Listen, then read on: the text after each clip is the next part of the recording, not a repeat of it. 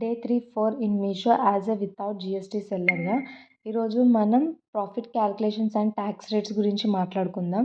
ఈ profits rates and tax rates ఎలా work అవుతుందంటే, ఇప్పుడు నేను హోల్‌సేల్‌లో ఒక శారీ 300కి తీసుకొని దాన్ని మీషోలో 500కి లిస్ట్ చేశాను. ఎందుకంటే నా సెల్లింగ్ ప్రైస్, నా ప్యాకింగ్, లేబుల్ అన్నీ నేను క్యాలిక్యులేట్ చేసుకోవాలి.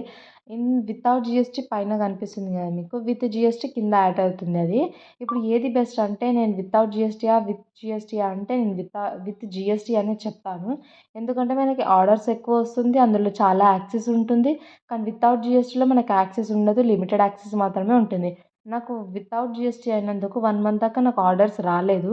నేను స్టార్టింగ్‌లో మస్తు కన్‌ఫ్యూజ్ ఉండే. బట్ లేటర్ ఆన్ నాకు ఆర్డర్స్ రావడం స్టార్ట్ అయింది. డే 1, 2 అలా వచ్చేవి ఆర్డర్స్ నాకు. బట్ వచ్చిన ఆర్డర్స్‌ని ఫాస్ట్‌గా రెడీ చేసి పెట్టాలి పికప్‌కి. ఎందుకంటే ఇందులో బ్రీచింగ్ సోన్ బ్రీచ్డ్ ఇలాంటివి ఉంటాయి కాబట్టి నెక్స్ట్ రీల్‌లో మనం మాట్లాడుకుందాం. Bye guys.